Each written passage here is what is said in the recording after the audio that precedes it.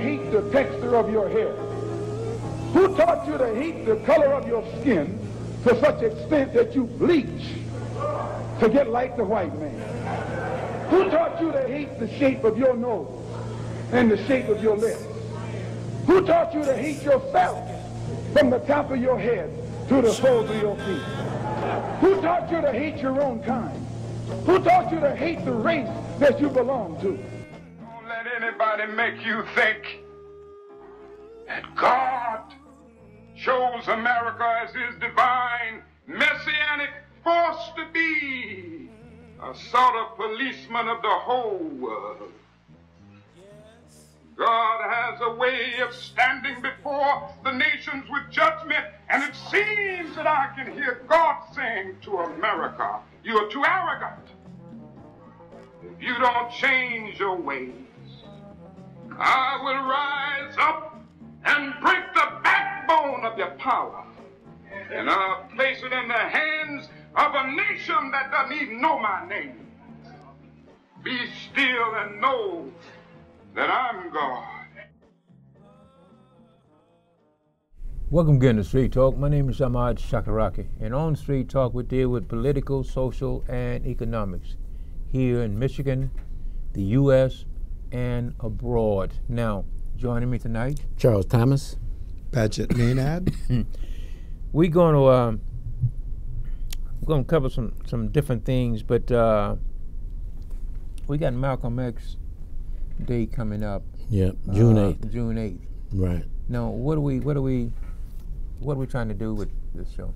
It's going to be at Shabazz Academy on Burn Street. We're trying to get the community together to discuss the issues and the concerns of the community and the potential of a credit union, reparations, economics and things that issues that are needed for our community. Economics is very important and high on my list. In the African American community, our money doesn't circulate. We don't support black businesses like we should support black businesses. And we have to understand the mechanics or the mechanism for economics that should be discussed to take the fear out of working together economically and unify around and rally around a project to put in place to focus on and to channel the energy that's needed to establish a community and community life. If you don't control your environment or create an environment that is conducive to you as a people, then you got to put up with other people laws and regulations when you can create your own. Yeah. If you focus on doing that, and if you have other people involved, not just black people, if you had a credit union, but everybody, we're all one people. And once you start thinking of one people, you shouldn't be offended or afraid of someone that is trying to improve themselves and their condition.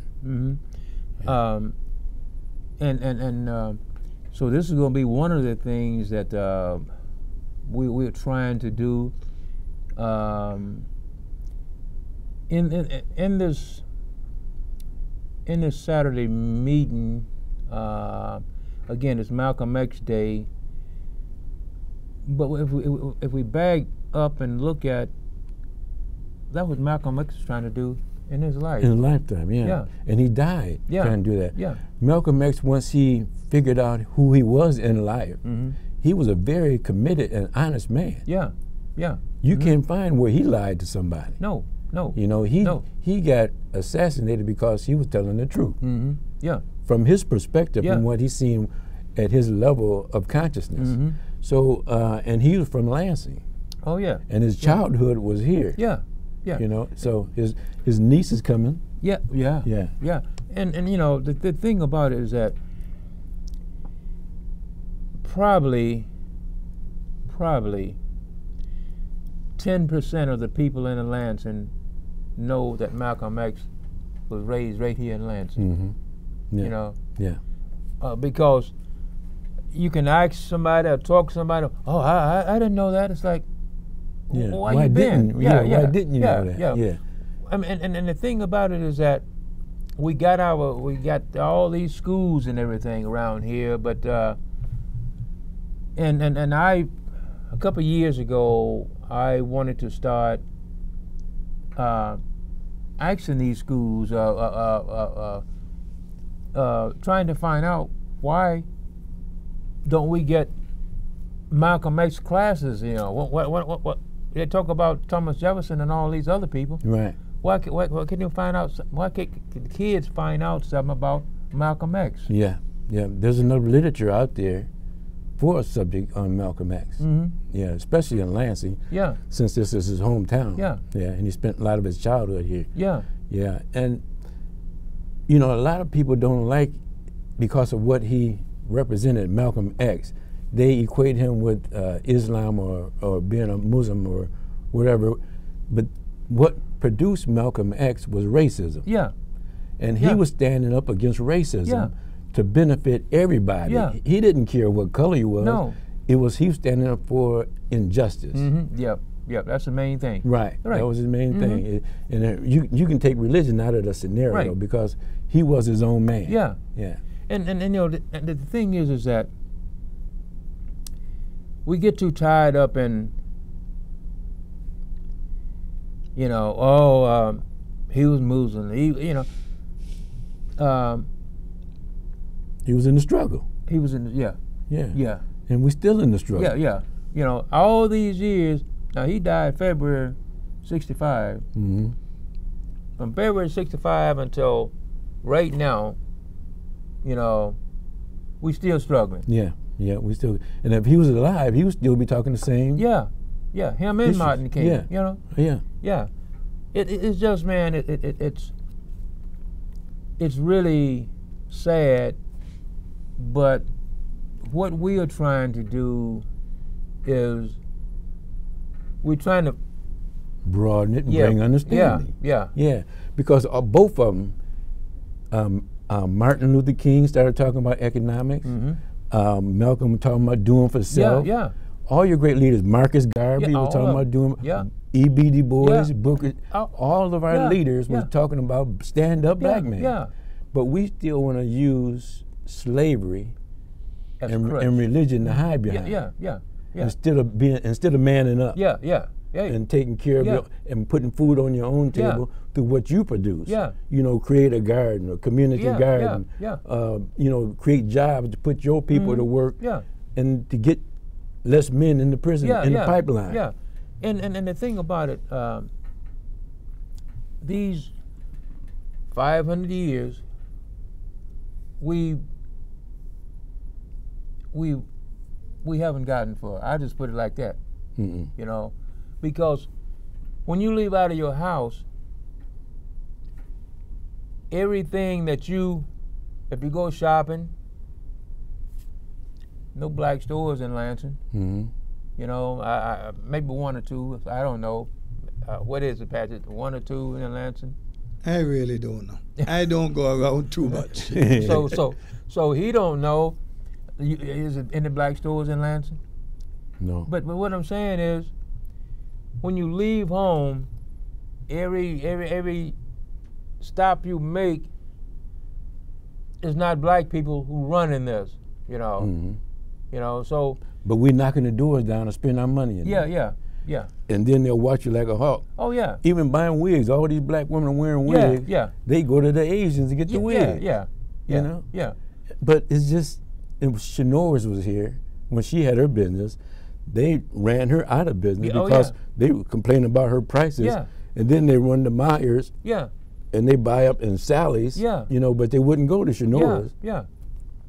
So black people have a problem of being afraid of themselves or being afraid of success. Yeah. You know, we don't want success. If you would overlay the story of Moses in the Bible and overlay it for these present times, you would see the same scenario. You know, the children of Israel was more concerned about Pharaoh than about themselves until Moses came along and said, look, niggas, look, folks. I hear you. You know, yeah. you are people too. Yeah. You know, do something for yourself. Yeah. Pay yourself 10%. Yeah. You know, so it's no excuse for us to be in the condition that we're in only because we don't want to get out of the condition. That's it. Yeah. And that's the bottom line. Yeah. We like the condition that we're in. Yeah. You were saying, Patrick. So then I have a question more so than comment. With Malcolm X Day coming up, the 8th of this month, that's Saturday coming. Yep. What time that you're going to begin? And tell us some of the things that are going to go on. Are they going to have like presentations, etc., etc.? Well, going to have one of his nieces. One of his nieces going to be there. And Dr. Broody, he's going to be talking on health issues. Okay. And his niece is going to be talking about Malcolm's life in Lansing. We got refreshments. It starts at 11 to 2. And we're just going to have dialogue. And we got a gun guy coming in. Yep. Glassby. Yeah. Yeah. So it's just going to be a community dialogue. Yeah. So to speak. And whatever you want to talk about, as long as it's positive, we give you some minutes. Okay. Express yourself. Yeah, express. What is it that you're doing out here trying to help the people? Yeah. Because we need a lot of help. Yeah, we need a lot of help. And it's like any help that you can provide, we can use it. Yeah, because ain't nothing coming from the outside. No. If you're going to do something, and the bottom rail's got to start moving, because that's prophecy. What's on the bottom is supposed to come to the top. But if the people on the bottom ain't trying to move to the top, you're going to stay on the bottom. And you it means, instead of talk about it, you got to be about it. It means that people have got to wake up, stand, lift themselves by the bootstrap. Yeah. Well, the other song say, "Get up, stand up." Yeah. And the only thing people want to stand up for, I want my rights. I got to stand up for my right. And what's your right? I want reparation. Okay, tell us something about that, Ahmad, Charles. This reparation business. Are you going to talk about it this week and what to expect? Yeah, we're gonna break some of it open, but what we plan to do is maybe in a month from Saturday to have a rally here in Lansing to try to educate. I hate to use that word, but a lot of us, we're uneducated about the word reparation. So that's what we're going to be doing. But reparation is something that we look at all these other people who've been wronged here in the U.S. They've tried to straighten it out some. Yeah, it is. Yeah, 400 years, man. But they can eliminate slaves from taxes. Get a cheaper education or a free education. Yep. Allow them to prosper and grow and be fair in business. And don't ask. We got to stand up and say and demand. Right, and that's been the thing that we. It seems as though once we got out of the fields, the 100 years we was in the fields where the man would take the cotton you picked, he would take half, and you would take half, and your bills would come out of yours. His was free. I mean, now come on, for 100 years that happened. Yeah. I mean, 110 years. So we want back some of that money. 63, from 1863 to 1963, and another 10 or 12 years on to that, you know, because some places 73 and 74 they were still doing the same thing. So what? They're still doing it. So what we are saying is that, you know, and my thing it will be if there's two major things, and you know, other things I will agree to, but the two main things I think is that education, if we can get free education for our people, and free doctors, you know, because those are the two things that really have us bogged down now. Yeah. And nothing is free except the air you breathe.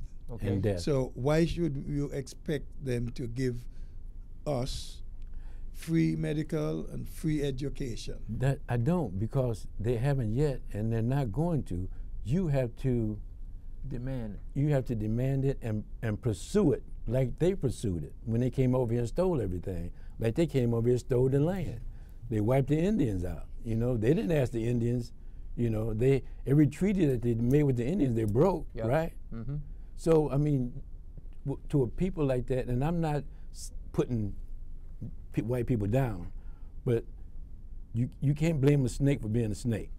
Okay. You can't blame a dog for being a dog. All right. So you can't trust them, so you have to isolate yourself and say, we got to do this. Right. Wait a second. But isn't it time for us to begin to learn to trust each other? Right. Demonstrate to each other that we love you, we care about you, we can work together, and we begin to trust each other to follow through. But they teach that every Sunday, to love your neighbor, but there ain't too many black folks practicing that. Right. You know? And because we too busy trying to chase that dollar and trying to be somebody by having material things. Yeah, and the thing is that individualism. Yeah, you know, and the thing is that you mentioned about free education and free doctor bill. I mean, everybody done got paid but us. Everybody. Wait a second. And I don't like to use the term playing devil's advocate. Well, I'm not playing his advocate. Okay. But let me just say, when you were picking the cotton, our people were picking the cotton and whatever else they do, tobacco, etc., etc. Weren't they being paid? No. What do you mean no? That was free. Didn't they get anything at all? Well, from 1863 until you know, until say the 40s, you know, and let me pre-Lincoln we didn't get nothing. Yeah, while you mention that, do you know every race of people is in the head of us for being paid? Now, our women right today, black women, make less money than anybody. They can be doing the same job some John out here doing, and making less money. So why? So you were saying? Why? Why? Yes. Why are they paid less? Because we're black. Because it's not a black. White people have a dislike for us because we are not being responsible. You know, like that's somebody, like if somebody come to your house and is eating your food up, you going to work and coming in, and where you left them that morning, they still in the same spot, and they got stuff laying all around the house and they ain't doing them but just taking up space. That's how they look at us, because we're not growing, or we're not learning from the hardship that we experience. We sit back and we want them to take care of us and make laws to govern us, just like they took prayer out of the schools, or you can't touch your children anymore. That don't work with black folks. No. But they making the laws, and the laws are getting into your family, and that television set and that music industry is toxic. It's the worst of all. It's the worst of all. And another thing, The way too, I see it, a lot of black folks are making big money out of music, for example. yeah, but it ain't coming back to us. Where is it going? It's going to Whose other fault? everything that Whose fault? it's ours because we are not responsible. Everything that we do, somebody else benefits from it. Okay, then, this Malcolm X Day, what are we to expect of it? Is it going to teach us some responsibility, how we should be responsible, the things we ought to be doing for ourselves? Because you said earlier, Malcolm was about self-help. Yeah. Okay, are we going to show to people how to put these things together? Are we going to spend the time with them, helping them to put it together? Right. Are we going to recruit people who can help them to put it together? That's our objective, is to let it grow and plant seeds to make people aware of the condition. If it's going to change, we got to change it. And the first thing that we have to do as a man is apologize to the black woman for not being there when she needed us. Even during slavery, the black woman stood up to the man, but we were conditioned not to speak back. The black woman has always had the black man's back, and we've always mistreated her. And so the first apology that we have to do is to learn how to respect our black women, because the black women are raising these young black boys. Yeah, and so, you know, Pat, it's a thing where people come in and we talk about these things. You know, we can't solve. We're not trying to solve everything in one day, in 4 hours. You know, but we're trying to change. We're trying to change, and we will continue to try to change the way things are. And you know, a new way of thinking. Right. You know, and the Honorable Elijah Muhammad says, like, self first and do for self. Yeah. You know, you got to pay yourself 10%. You always pay yourself first. And by letting money circulate in our community and opening up businesses and putting our children to work in the business, you paying yourself. And out of those businesses, then you can pay the church 10%. But as an individual, you can't afford it because you put more stress on your family as an individual. But when you're opening up businesses and let businesses donate 10%, you know, and let that money circulate and support businesses in your community, like other communities. Other communities send money home because they're making so much money over here in America. Then they bringing folks over here, and they coming over here, and some of them don't pay taxes when they get here. And we are carrying we made the sacrifices. They rode us like a mule. And everybody else is getting the benefits from our labor and our abuse. And looking at us like, what's wrong with them? What's wrong with them? You know. And we damaged. We got post-traumatic slave syndrome. So then, you want to encourage the whole of Lansing, but particularly the black folks in Lansing, to be at Shabazz Academy, Saturday, June 8th. That's Saturday coming. Saturday coming. At from 11 what to time? 2. 11 o'clock? 11 to 2. And you want them to be there so that they can learn some things. They can express their desires. They have raised their questions and have a way of dialoguing so that we can improve together. And the thing is that, you know, a lot of us blacks, I notice in Lansing, they think because they went to Michigan State or U of M or some other, they think they know everything. You know, they think they know everything, but it's, look, you know, you don't know. No one knows everything. No. You know, so the idea. And this has been the thing that has pulled us apart. You know, we talked about the educational thing and the doctor thing on another show. We talked about that, but it's like, we who get the education, it seems as though we want to separate yourself. Yeah, it was like, oh, they ain't nothing because they ain't educated. Forget where you come from.